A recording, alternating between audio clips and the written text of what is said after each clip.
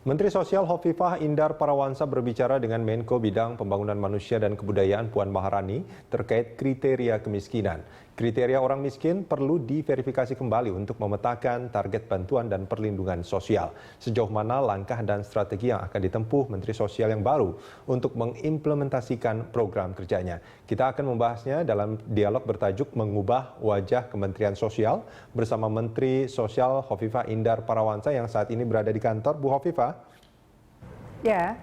Bu, ini kalau kita bicara soal Kementerian Sosial, ini yang ada di benak masyarakat adalah kementerian yang akan menyelesaikan masalah-masalah sosial. Awamnya seperti itu, Bu. Nah, ini kalau dari definisi Ibu sendiri, seperti apa sebetulnya tugas Kementerian Sosial? Begini, Kepresnya belum turun, tetapi saya punya bayangan bahwa nantinya Kementerian Sosial ini kami berharap akan bisa menjadi semacam Center of Excellence di bidang taskin.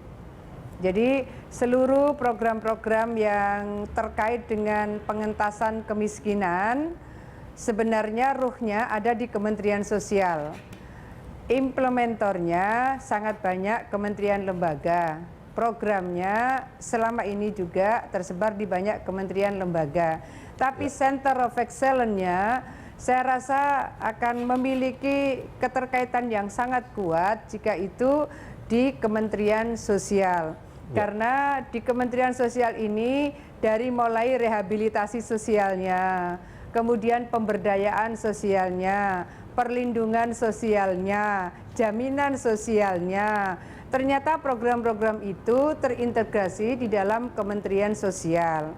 Oleh karena itu, kalau mungkin kita masih bisa memanggil memori kita, zaman Gus Dur, Kementerian Sosial ini pernah dibubarkan karena Gus Dur beranggapan bahwa mestinya kita tidak lagi memberikan sesuatu yang bersifat charity, tetapi yang harus dilakukan mestinya sesuatu yang bersifat pemberdayaan atau empowerment. Oleh karena itu, dalam kabinet kerja ini yang tadi kita rapat di kantor Menko PMK, kita sebetulnya melihat bahwa ada bantuan-bantuan sosial yang bisa dilakukan bersifat produktif. Jadi dalam waktu dekat insya Allah akan ada launching Kartu Indonesia Sehat, Kartu Indonesia Pintar, Kartu Keluarga Sejahtera, dan akhirnya akan ada simpanan keluarga produktif. Pada posisi simpanan keluarga produktif, maka proses yang dilakukan adalah proses pemberdayaan, proses penguatan. Nah, yang rentan sekali baru charity. Bu Menteri, ini kalau boleh saya bicara soal kemiskinan, tadi dikatakan bahwa Kementerian Sosial harus menjadi Center of Excellence untuk pengentasan kemiskinan. Nah, ini kalau kita melihat faktanya kan kemiskinan masih terus ada, padahal sudah ada kementerian yang membidangi masalah ini sejak dulu nih, Bu Menteri. Apa kira-kira masalahnya sebetulnya?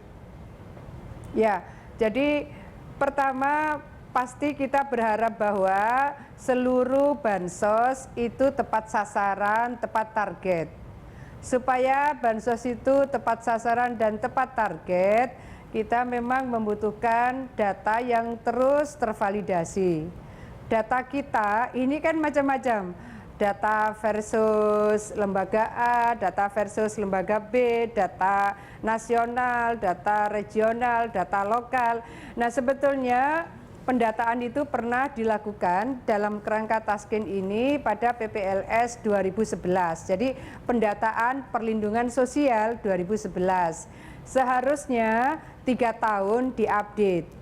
Akan menjadi sangat bagus kalau misalnya updatingnya 3 bulan sekali. Jadi kita bisa mengambil best practice yang pernah dilakukan oleh Brasilia. Jadi Lula itu menyiapkan program yang dikenal KAISA, itu update datanya memang cepat sekali. Andai misalnya di tingkat nasional itu ada lembaga yang bisa dijadikan top referral untuk memberikan data-data referensi tentang peta kemiskinan, pendekatannya, lalu stratifikasinya, dan di tingkat kabupaten itu ada, sekarang ada kalau tidak salah 10 kabupaten yang punya semacam TKPKD. Jadi tim koordinasi pemberantasan kemiskinan daerah, Anda ini kemudian nyegrup gitu, dan pola ini bisa direplikasi di kabupaten-kabupaten yang lainnya, maka data ini relatif akan lebih bisa dipercepat update-nya. Makin data ada percepatan updating-nya, maka validasinya juga akan lebih meyakinkan bagi siapapun yang menjadi implementing agent dalam program Poverty Alleviation ini. Bu Menteri, kalau tadi Anda mengatakan bahwa beberapa lembaga melakukan pendataan soal profil dari warga miskin. Ini lembaga mana saja sebetulnya yang melakukan itu, Bu? Jadi misalnya begini, ada BKKBN punya data keluarga, ada TNP 2K punya data yang berbasis rumah tangga sangat miskin. Jadi ada RTSM basisnya rumah tangga, ada BKKBN punya basis data keluarga. Tapi di dalam proses pemberian bansos ini ada Kementerian Pendidikan punya BSM ya, bantuan siswa miskin. Nanti ada lagi Kementerian Kesehatan. Kemudian ada lagi PKH di Kementerian Sosial. Jadi masing-masing ini kalau misalnya betul-betul terintegrasi datanya, lalu pendekatannya ini disinkronkan sehingga seluruh program bansos seperti arahan Presiden itu di satu pintu, gitu. Bansos ini di satu pintu, tidak berarti duitnya di satu lembaga, gitu. Karena rekomendasikan bansos itu di Kementerian Sosial. Tidak berarti duitnya di Kementerian Sosial, tetapi satu pintu kebijakannya, satu pintu perencanaannya.